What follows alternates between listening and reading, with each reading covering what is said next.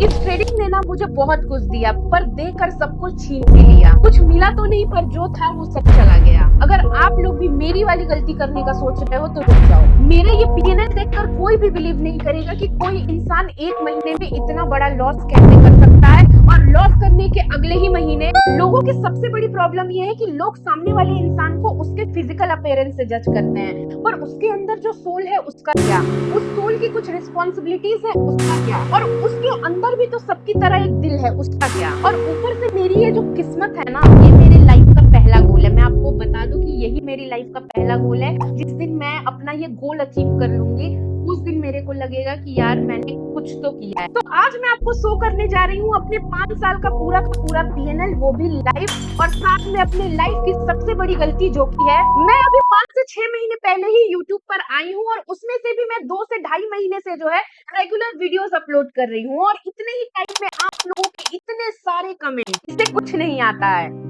तूने कभी ट्रेडिंग का नाम भी सुना है? जो ट्रेडर प्रॉफिट नहीं करते हैं ना, वही यहाँ पे यूट्यूब पर आके ज्ञान देते हैं और यूट्यूब से पैसे अर्न करते हैं। अरे इतना ज्ञान दे रही है, अपना पीएनएल भी दिखा देती। तो हेलो फ्रेंड्स, मैं हूँ पूजा गुप्ता, और आज आप लोगों की डिमांड पे मैं आप लोगों के साथ शेयर करने जा रही हूँ अपनी पूरी ट्रेडिंग जर्नी, और साथ में मैं आप लोगों को शो करूंगी अपने 5 साल का ट्रेडिंग पीएनएल, वो भी लाइव। तो अपनी ट्रेडिंग जर्नी स्टार्ट करने से पहले मैं थोड़ा सा अपने बैकग्राउंड बता देती हूँ, ताकि आप मुझे बेहतर समझ पाए। मैंने अपने हाई स्कूल कंप्लीट करने के बाद गवर्नमेंट गर्ल्स पॉलिटेक्निक इलाहाबाद से अपना 3 ईयर का डिप्लोमा कंप्लीट किया है, और उसके बाद प्लान तो ये था कि मैं बीटेक करूंगी, और मैंने बीटेक के लिए जो एंट्रेंस दिया, एंट्रेंस भी क्वालिफाई हो गया, मुझे बहुत अच्छा कॉलेज भी मिला था, बट मेरा एडमिशन नहीं हो पाया, क्योंकि मेरे जैसे बच्चे जिनके फादर को फैमिली से कोई लेना देना नहीं होता है, उन्हें सिर्फ खुद से मतलब होता है, उन बच्चों के साथ ऐसा होना आम बात है। मेरे जैसे बच्चों को कभी कोई खुशियां नसीब नहीं होती है, क्योंकि नसीब में ही नहीं लिखा होता है, हम लोग पैदा ही अपना नसीब लेके होते हैं। बट कोई ना,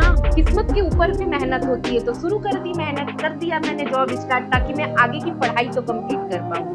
खैर मैं बीटेक तो नहीं कर पाई, लेकिन उसके बाद मैंने बीकॉम किया, फिर मैंने पोस्ट ग्रेजुएशन किया, जो मैंने अपने ही पैसे से किया है। और मुझे पता है इसमें कोई बड़ी बात नहीं है, मेरे जैसे हजारों लाखों बच्चे हैं जो कि अपना खर्चा खुद चलाते हैं। तो कोई अगर है मेरे जैसा तो कमेंट करके जरूर बताना भाई। फिर 2014 आया, और 2014 में कुछ ऐसा हुआ जो मैंने सोचा नहीं था। मैं इतनी ज्यादा बीमार पड़ गई उस समय, पता नहीं क्या हुआ, इतनी ज्यादा मैं बीमार पड़ गई कि आप ये सोचो कि मैं अपने पैर पे ठीक से खड़े भी नहीं हो पा रही थी। मेरे ये जो बाल है ना, मेरे पीछे के पूरे बाल गिर गए थे, और मैं एक पागल की तरह दिखती थी। मतलब आगे से उतना फर्क ना भी पता चले, तो पीछे से साफ पता चलता था कि पूरा मैं टकला हो गई हूँ। तो ऐसे टाइम में बाहर अकेले रहना पॉसिबल नहीं हो पाता, आपको थोड़ा अपने लोगों की याद आती है। तो मैं अपने होम टाउन में आ गई। मेरा होम टाउन बलिया में है, अगर आप में से कोई सुना है तो कमेंट कीजिएगा। बलिया आपको अगर पता हो तो कोई मतलब सिटी नहीं है, छोटा सा टाउन है, बहुत छोटा सा एक डिस्ट्रिक्ट है। मुझे कई महीने लगे रिकवर करने में, और रिकवर होने के बाद फिर से मेरी हिम्मत नहीं हुई कि मैं वापस से जाऊं। मैं लखनऊ में जॉब करती थी, तो फिर मैं वापस लखनऊ गई ही नहीं, मैं यहीं पे रह गई। लेकिन अब भाई शेर के मुंह में खून लग जाता है, तो फिर वो बिना खून के नहीं रह पाता है। वैसे ही मुझे जॉब करने की आदत हो गई थी, और आदत के साथ साथ मेरी मजबूरी भी थी, क्योंकि मैं घर की बड़ी हूँ और मुझे आगे बहुत सारी चीजों को सोचना भी पड़ता है। तो मैंने होम टाउन में ही, बलिया में ही एक जॉब देखी, और लकीली मुझे एक जॉब मिली। But the problem is salary. Salary जो थी ना, वो सिर्फ 4000 की थी। मतलब अब सोचो कि 2014 में भी 4000 रुपए में सैलरी में काम करना अनबिलीवेबल।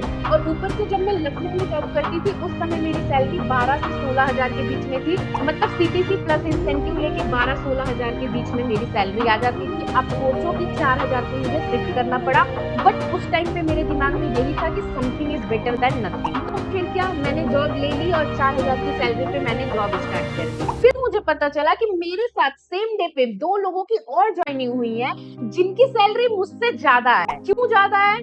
क्योंकि मैं कहीं से भी कम नहीं थी। हो सकता है मैं लुक वाइज उनसे कम हूँ, हो सकता है कि उस समय जो मेरा लुक था, बाल झड़ गए हैं और मैं उतनी अच्छी नॉर्मली भी नहीं दिखती हूँ। तो लोग क्या होता है ना कि आपको आपके फिजिकल अपीयरेंस से जज करते हैं, और वो आपको बस वही गहरा गहरा समझते हैं। बट ठीक है, क्योंकि मैंने ज्वाइन कर लिया था तो अब कुछ कर नहीं सकते थे, और वही चीज है कि something is better than nothing. तो मैंने जॉब स्टार्ट कर दी। फिर मुझे वहाँ थोड़े दिन काम करने पर ही पता चल चुका था कि वहाँ पे सैलरी जो है ना, आपकी कैपेबिलिटी, आपकी क्वालिफिकेशन, एक्सपीरियंस से कोई मायने नहीं रखता है। आपकी सैलरी डिसाइड होती है, इवन सैलरी की आपका सैलरी, बोनस, इंसेंटिव सब कुछ डिसाइड होता है इस बात पे कि आप लड़का है या लड़की है। और जब मैंने अपने हक के लिए आवाज उठाना स्टार्ट किया तो मैंने देखा कि लड़कियां जिनको मेरे साथ पे बोलना चाहिए वो मेरे साथ बोलने की जगह उल्टा मेरी गॉसिप कर रही है कि अरे देखो यार पैसे के लिए लड़की मुंह खोल रही है। I was totally shocked, but now I proud my self कि मेरी आवाज उठाने की वजह से और एक एक छोटी छोटी चीज के लिए, छोटे छोटे अधिकार के लिए मैंने आवाज उठाई और इस वजह से आज भी उस ऑफिस में लड़कियों को बराबर का हर एक चीज मिलता है क्योंकि मैंने वो स्टार्ट किया था। और इस चीज को मैं बहुत प्राउडली बोलती हूँ। तो खैर ये सब चीजें चल रही थी, मैं जॉब भी कर रही थी, but back of the mind ये तो चलता ही था कि मुझे कुछ तो करना पड़ेगा क्योंकि ऐसे 4-5 हजार की जॉब करके लाइफ में कुछ भी चेंज नहीं होने वाला है, क्वालिटी ऑफ लाइफ तो नहीं मिलने वाली है। बट ये जो प्रेशर, जो हरासमेंट मैंने सहा है उससे निकलने का एक ही तरीका है, जब आप सक्सेसफुल बन जाते हैं तो चीजें थोड़ी थोड़ी ओवरकम हो जाती हैं, मिट नहीं सकती है, कभी भी बचपन की यादें मिट नहीं सकती है, बट ओवरकम करना है तो आपको अपने फ्यूचर के बारे में सोचना ही पड़ेगा।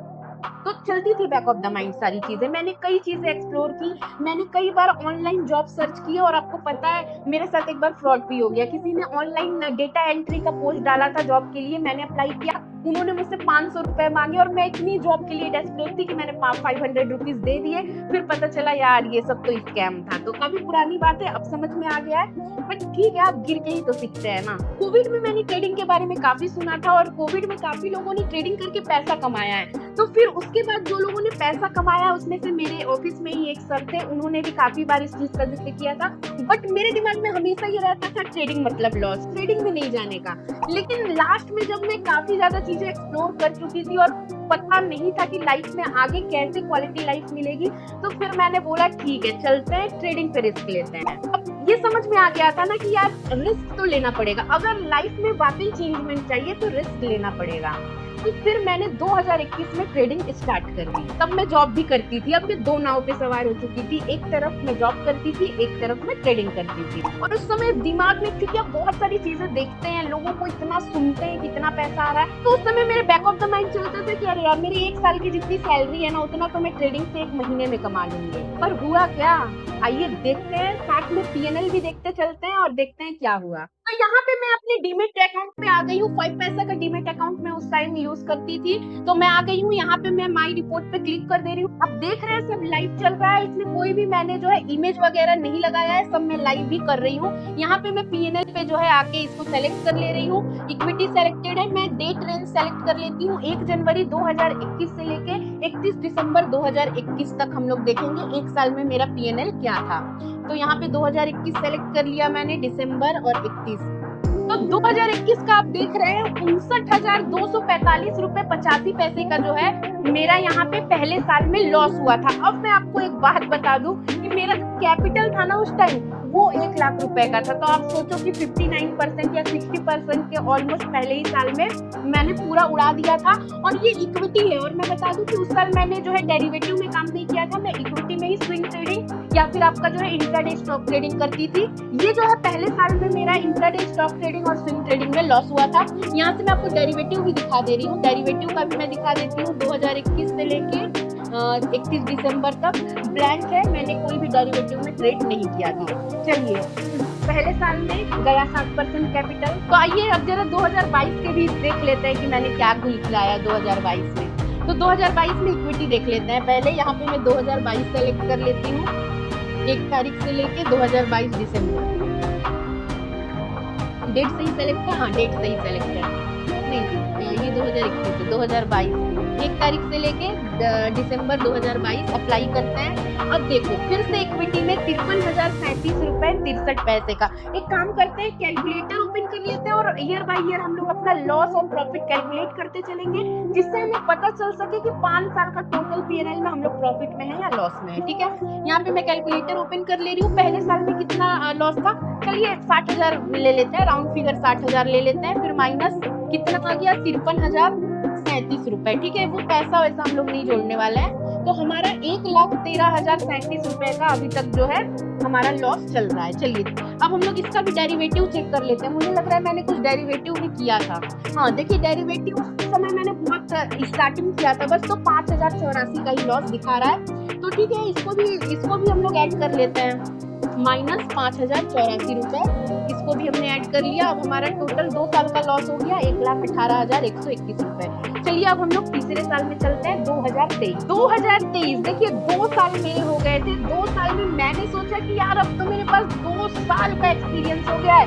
मैंने देखा है अपने किसी को 2 साल का एक्सपीरियंस लेके ट्रेडिंग करते हुए? नहीं, मेरे को लगता था कि मैंने ही बस किया है भाई, 2 साल से मैं ट्रेडिंग कर रही हूँ तो मुझे लॉस नहीं होगा, प्रॉफिट ही प्रॉफिट होगा। मतलब 2 साल लॉस करने के बाद भी ना, मैं यहाँ से तो नहीं सोच रही थी, मैं यहाँ से सोच रही थी। और फिर मैंने क्या गुल खिलाया कि मैंने अपना जो कैपिटल था, जो कि 1 लाख से मैं काम कर रही थी, पहले साल में 1 लाख से काम किया तो 60,000 उड़ाया, दूसरे साल से भी 1 लाख के आसपास में ही काम किया था तो भी 60,000 के आसपास मान लो आपने उड़ा दिया। अब तीसरे साल में मैंने सोचा यार 2 साल का मेरे पास एक्सपीरियंस हो गया, इस साल तो मैं प्रॉफिट ही करूंगी, क्योंकि मैंने कई वीडियो देखे थे जिसमें लोग बोलते हैं 2 साल लॉस होता है, तीसरे साल में लोग प्रॉफिटेबल बन जाते हैं। तो मेरे को वो चीजें बैक ऑफ द माइंड चलती थी, ओवर कॉन्फिडेंस आ गया था मेरे अंदर कि अरे वाह, मैंने कैपिटल तो जीरो नहीं किया है। मतलब कोई भी इंसान मेरी तरफ फालतू बकवास बात नहीं सोच सकता है कि मैंने कैपिटल तो जीरो नहीं किया है तो बहुत बड़ा मैंने काम किया है। तो इस चक्कर में मैंने क्या किया, अपने 1 लाख के कैपिटल को 5 गुना बढ़ा दिया और अपना कैपिटल 5 लाख का कर लिया। तो अब देखते हैं कि 5 लाख का कैपिटल करने के बाद मैंने फिर क्या किया। आते हैं इक्विटी में आते हैं और 2023 का PNL ओपन करते हैं। 2023 जनवरी 1 तारीख सेलेक्ट करते हैं। 1 जनवरी देखिए 1 जनवरी 2023 से दिसंबर 2023 31 तारीख अप्लाई करते हैं। अब देखिए इक्विटी में मैं प्रॉफिटेबल आ गई थी, प्रॉफिट मैंने किया है 46,291 रुपए। तो मैं यहाँ पे क्या करती हूँ ना, मैं इसको प्लस कर देती हूँ, 46,291 रुपए 96 पैसा वो है, उसको हटाता है। अब मेरा लॉस है 71,830 का। नहीं इतना मत खुश हो बेटा, अभी देखो अभी तो मेन चीज आ रही है। अभी तो डेरिवेटिव मैंने डेरिवेटिव स्टार्ट किया। ये तो इक्विटी में मैं प्रॉफिटेबल हो गई थी और इसमें भी कोई बहादुरी वाली बात नहीं है, क्योंकि 2023-24 ऐसा साल था कि मतलब अब मैं क्या बोलूं, घोड़े और गधे एक ही स्पीड में भाग रहे थे। कोई भी शेयर ले लो लेकिन लॉस नहीं होता था, तो मैं इसका क्रेडिट खुद को तो नहीं दूंगी। अब आप देखो कमाल, डेरिवेटिव में मैंने क्या बोला, 1 लाख का कैपिटल मैंने क्या कर दिया था, मैंने 5 लाख कर दिया था और उसमें से मैंने डेरिवेटिव में कितना उड़ा दिया, 4,25,580 रुपए। मतलब ऑलमोस्ट कैपिटल मेरा जीरो हो चुका है। तो अब यहाँ पे हम लोग माइनस करते हैं 4,25,580 रुपए, ठीक है, ये है मेरा। अब ऑलमोस्ट देखिए 4,97,410, मतलब ऑलमोस्ट 5 लाख का मैं लॉस कर चुकी हूँ तीसरे साल में भी, जबकि मेरा इक्विटी में तीसरे साल में प्रॉफिटेबल मैं हो गई थी। तो 3 साल में मैंने ऑलमोस्ट 5 लाख रुपए का लॉस कर दिया था। ऑनेस्टली मैं बोलूँ, हम लोग जैसे छोटे फर्म में जॉब करके एक सैलरी जमा करके जॉब करने वाले लोगों के लिए 5 लाख बहुत बड़ा अमाउंट होता है। क्योंकि मैं काफी छोटे पे से ही मैं काम करना स्टार्ट कर चुकी थी, तो कमाल की मैं बात बताऊं, मेरी सेविंग ही इतनी थी, मतलब इसके बाद मेरे पास और कोई सेविंग्स नहीं थी। ये जो लॉस था ना, ये मेरे लिए वेकअप अलार्म था, क्योंकि मैं बार बार बोली हूँ, मैं घर की बड़ी हूँ, मेरे ऊपर बहुत सारी रिस्पॉन्सिबिलिटीज है और मैंने अपना पूरा कैपिटल जो है जीरो कर दिया है केवल जुआ खेल के। हाँ, मैं जुआ ही खेल रही थी, कोई रिस्क मैनेजमेंट फॉलो नहीं किया मैंने, बस ट्रेड ले लो, बस छूट ना जाए। फोमो ट्रेडिंग, सबसे ज्यादा फोमो ट्रेडिंग का नतीजा है, दोनों तरफ एंट्री करने का नतीजा है। कॉल भी बाय कर लो, कुछ भी बाय कर लो, मतलब सही तरीके से कैपिटल डाइवर्सिफाई ना करने का नतीजा है। ये जो वेकअप अलार्म था ना, इसने आंखें खोल दी मेरी।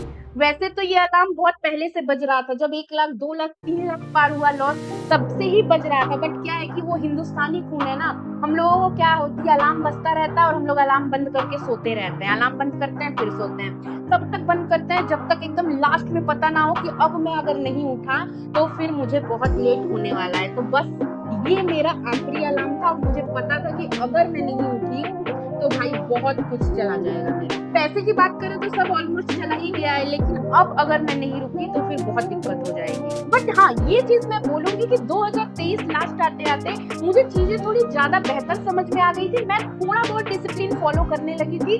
ऑलमोस्ट आप देखोगे ये जो लॉस आपको दिख रहा है वो स्टार्टिंग में 2023 की स्टार्टिंग में काफी ज्यादा था। लास्ट आते आते मैं लॉस को थोड़ा कंट्रोल करना भी सीख गई थी, वरना ये और भी ज्यादा लॉस दिखता। थोड़ा सा मैं डिसिप्लिन भी फॉलो करने लगी थी, क्योंकि वो अलार्म की घंटी ना कहीं कान में बहुत तेज बजने लगी थी, तो थोड़ा बहुत चेंजमेंट्स अब आ रहे थे। ये जो लॉस आप देख रहे हैं, इसका अगर मुझसे आप बोलोगे कि पूजा क्या रीजन है इतने बड़े लॉस का, तो मैं बोलूंगी एसएल ना लगाना सबसे बड़ा रीजन अगर कोई है तो एसएल ना लगाना, होप ट्रेडिंग करना सबसे बड़ी प्रॉब्लम, फोमो ट्रेडिंग करना, कोई रूल फॉलो ना करना, रिस्क मैनेजमेंट फॉलो ना करना। बट सबसे बड़ी प्रॉब्लम मुझे लगता है कि मैंने जो एसएल नहीं लगाया, जो मैंने एसएल को अवॉइड किया है, जो मुझे एसएल से डर लगता था, वो डर मेरे सामने लॉस के रूप में आया हुआ है। अभी तो इन सब चीजों से मैं उभर ही नहीं पाई थी, तब तक कुछ ऐसा हुआ 2023 में कि मेरा पूरा लाइफ पलट गया। मेरे सामने कितनी बड़ी दुविधा आ गई कि अब मैं क्या ही बोलूं। ऐसी प्रॉब्लम थी वो कि मुझे उस वजह से जॉब छोड़ने तक का डिसीजन लेना पड़ा, क्योंकि ये मेरे एथिक्स की बात आ गई थी, मेरे वैल्यूज की बात आ गई थी। मैं अगर पर्सनली बोलूं तो मैं एक ऐसी इंसान हूँ जो ज्यादा दोस्त नहीं बनाता है। मेरे एक ही दोस्त होंगे और मैं पूरा का पूरा जो है ना, पूरा प्रायोरिटी उसको दे दूंगी, पूरी वैल्यू उसको दे दूंगी, जो कि एक इंसान की सबसे गंदी आदत होती है। मैं इतना ज्यादा घुस जाती हूँ किसी एक इंसान में कि सामने वाला फिर मेरे को वैल्यू नहीं करता है। मैं क्या, किसी भी इंसान में आप जो है ज्यादा घुस जाएंगे तो वो वैल्यू नहीं करेगा। पता है मैं क्या हूँ? मैं भगवान का किया हुआ पॉटी हूँ, मतलब भगवान ने पॉटी किया तो मैं पैदा हुई हूँ। पता है लाइफ में मेरे साथ हमेशा ऐसा हुआ है कि मैं जिसको ज्यादा प्रायोरिटी दे देती हूँ ना, पता नहीं क्यों ऐसा होता है कि सामने वाला इंसान मुझे नहीं समझ पाता है, बल्कि मुझे अपना दुश्मन मानने लगता है। बट ऐसा नहीं है, मैं कहीं ना कहीं अपनी चीजों को एक्सप्रेस करने में बहुत बुरी हूँ। मैं अपनी चीजों को सही तरीके से एक्सप्रेस नहीं कर पाती हूँ। और एक बार किसी इंसान ने मुझसे ये बात कही भी थी कि आप क्या इंटेंशन रखते हैं, पीछे क्या सोचते हैं, कितनी अच्छी इंटेंशन है आपकी, उससे कोई मतलब नहीं है। सामने वाला इंसान सिर्फ आपको उस बेस पे जज करता है कि सामने से कैसे दिखा रहा है, और वही चीज मेरे अंदर नहीं है। मुझे क्रिया चरित्र खेलने नहीं आता है। मैं अगर किसी से गुस्सा हूँ तो गुस्सा हूँ। मेरे को अगर कोई सामने वाला पसंद नहीं है तो नहीं है। मैं प्यार से उससे बात नहीं कर सकती हूँ। मुझे जो बोलना है मैं मुंह पे बोलूंगी, मैं पीछे कुछ नहीं बोल पाती हूँ। मतलब मैं इस टाइप की इंसान हूँ। तो पर्सनली ना, मैं बोल रही हूँ ना, मैं पर्सनली भगवान का पॉटी हूँ भाई, कुछ नहीं है मेरा। मैं मतलब पर्सनली एकदम डेड इंसान। तो शायद यही रीजन है कि मेरे पास आज की डेट में कोई भी ऐसा दोस्त नहीं है जिसको मैं फोन कर सकूं या सामने से कोई मुझे फोन करे। मेरा बर्थडे हो, बर्थडे पे विश करने वाला कोई नहीं है, कोई फेस्टिवल हो विश करने वाला कोई नहीं है, ना कोई ऐसा इंसान है कि मैं उसको फोन कर सकूं। तो भाई किस जन्म के कर्मों की सजा है नहीं पता है, लेकिन सच तो यही है कि मैं जिसको प्रायोरिटी दे दूं वो मुझे दुश्मन ही समझ लेता है। खैर ये तो पर्सनल चीजें थी, मैं थोड़ा इमोशनल हो गई थी, इसलिए मैंने शायद कुछ ज्यादा ही बोल दिया। छोड़ते हैं पर्सनल चीजों को, साइड हटाते हैं, अपनी ट्रेडिंग जर्नी में आगे बढ़ते हैं। मैंने पहले ही बोला, बलिया एक बहुत छोटा सा डिस्ट्रिक्ट है और उसमें एक जॉब ढूंढना, फिर से एक नई जॉब ढूंढना, और अगर जॉब मिल भी जाए तो वही फिर से 4-5 हजार रुपए की सैलरी पे फिर से स्टार्ट करना, भाई हमसे ना हो पाता। तो मैंने छोड़ दिया जॉब। तो मैं बता दूं कि मेरी मदर जो है उनको ऑस्टियोआर्थराइटिस है और उनके पैर कुछ इस टाइप के हो गए हैं। तो मैं अपनी मदर से भी कभी आप लोगों को जरूर मिलवाऊंगी, बट फिलहाल मैंने इसलिए नहीं डाला क्योंकि मुझे अच्छा नहीं लगता है कि अपनी पर्सनल चीजों को ऐसे यू नो मतलब फोटो डाल के किसी की बीमारी को ऐसे दिखाना मुझे सही नहीं लगा। तो इसलिए मैं बस एक रेफरेंस दिखा रही हूँ कि उनका पैर कुछ ऐसा हो गया है, और इसका ट्रीटमेंट यही होता है कि आपको नी रिप्लेसमेंट कराना होता है। और नी रिप्लेसमेंट का कॉस्ट आज के टाइम में अगर एक अच्छे हॉस्पिटल में आप कराओगे तो भाई 7-8 लाख रुपए तो कुछ भी नहीं है। 7-8 लाख रुपए आराम से आप 10 लाख का जो है बजट मान के चलो। वैसे 5-6 लाख में भी होता है, बट छोटे हॉस्पिटल्स में होता है। और नी रिप्लेसमेंट बहुत बड़ी सर्जरी होती है, ऐसी सर्जरी है कि अगर सही तरीके से नहीं हुई ना तो फिर से बहुत ज्यादा दिक्कत होगी। तो इसीलिए मतलब ये जो रिस्पॉन्सिबिलिटी है, ये मेरे लाइफ का पहला गोल है। मैं आपको बता दूं कि यही मेरी लाइफ का पहला गोल है, अपनी मदर का ऑपरेशन कराना, ताकि मेरी मदर का पैर सही हो सके। जिस दिन मैं अपना ये गोल अचीव कर लूंगी, उस दिन मेरे को लगेगा कि यार मैंने कुछ तो किया है लाइफ में, कुछ कर लिया है मैंने। तो यही मेरा सबसे बड़ा गोल है कि मैं अपनी मदर का पैर ठीक करवा पाऊँ। इसीलिए जब मैंने जॉब छोड़ा तो मैं दूसरी जॉब में नहीं गई, क्योंकि सैलरी मेरे को नहीं जमता। फिर मैंने सोचा कि रिस्क लेते हैं, वैसे भी कुछ बचा नहीं है, बहुत कुछ चला गया है, और जॉब करके भी तो ऑपरेशन होने से रहा। आप मतलब एक 4-5 हजार 10 हजार की जॉब करके 10 लाख रुपए ऑपरेशन के लिए इकट्ठा नहीं कर सकते हैं। और जो मैंने इकट्ठा किए थे वो तो मैंने ट्रेडिंग में गवा दिए, तो अब उसको रिकवर करने का क्या था मेरे पास। तो दिमाग में उस समय यही आया कि जहां से गए हैं रिकवरी भी मुझे वहीं से करनी पड़ेगी, क्योंकि अब मैं अगर सोचूं कि 5 लाख रुपए को जॉब करके मैं रिकवर करूं तो नहीं हो पाएगा। तो फिर मैंने रिस्क लिया, फिर मैंने 1-1.5 लाख रुपए का अरेंजमेंट किया और फिर से मैंने ट्रेडिंग स्टार्ट कर दी। जैसा कि मैंने बताया कि ये कॉन्फिडेंस इसलिए भी था क्योंकि 2023 लास्ट आते आते मैं थोड़ा सा अपने आप को काम करा पाई थी, क्योंकि मुझे अब समझ में आ गया था कि मैं कहाँ गलत हूँ, क्या चीजें मैं गलत कर रही हूँ, मुझे क्या चीजें सुधार करनी है। और मेरे पास सबसे बड़ी चीज, मेरे पास सेकंड ऑप्शन नहीं बचा था। जब रिस्पॉन्सिबिलिटीज का बोझ सर पे आता है ना, तो भाई अच्छे अच्छों की गिल्टी बच जाती है। तो क्या किया मैंने, फिर ट्रेडिंग स्टार्ट किया केवल 1-1.5 लाख रुपए से। जो मैंने 5 लाख रुपए किए थे वो तो मैं गवा दी, केवल 1 से 1.5 लाख रुपए का मैंने कैपिटल रखा और फिर मैंने ट्रेडिंग स्टार्ट किया। तो आइए आपको दिखाते हैं 2024 का पीएनएल। नहीं, 1 जनवरी आ गया 2024, 1 जनवरी 2024 आ गया, यहाँ पे दिसंबर 2024 सॉरी 30 अप्लाई करते हैं। इक्विटी में आप देखेंगे तो इस साल मुझे इक्विटी में प्रॉफिट हुआ है 1,36,118 रुपए का। तो हम लोग क्या करेंगे, यहाँ पे 1,36,118 रुपए का। तो 1.5 लाख के कैपिटल से मैंने 1,36,000 का इक्विटी में प्रॉफिट निकाला था। यहाँ देखिए आप जो परसेंटेज देख रहे हैं, ये परसेंटेज टर्नओवर के हिसाब से कैलकुलेट हो रहा है, इस वजह से ये आपको केवल 6.449 दिख रहा है। बट हम लोग यहाँ पे कैपिटल के हिसाब से कैलकुलेट करेंगे। टर्नओवर से हमें क्या मतलब है, कैपिटल मेरा 1.5 लाख का ही था, उसमें मैंने 1,36,000 का प्रॉफिट निकाल लिया था। उसी 1.5 लाख के कैपिटल को मैंने शेयर परचेज किया, शेयर परचेज करके मैंने मार्जिन ले लिया, प्लेज कर दिया, उसको प्लेज मार्जिन बोलते हैं, तो प्लेज कर दिया, तो वो मुझे फिर मार्जिन मिल गया था और उसी से मैं डेरिवेटिव कर। तो यहाँ पे हम लोग डेरिवेटिव भी देख लेते हैं 1 जनवरी 2024 से दिसंबर 31 2024 तक। ठीक है, डेरिवेटिव देखिए सेलेक्ट कर लिया है मैंने, डेट फिर से मैं दिखा देती हूँ यहाँ पे सेलेक्ट करके। तो यहाँ पे मेरा जो 2024 था, जो कि टर्निंग पॉइंट था मेरा, वहाँ पे मेरे 1 साल का पीएनएल देख रहे हैं 9,45,976 रुपए। और ये जो चीजें थी ना, ये केवल और केवल मेरा उसी 1.5 लाख के मार्जिन से बना हुआ है। तो यहाँ पे हम लोग प्लस कर देते हैं 9,45,976 रुपए।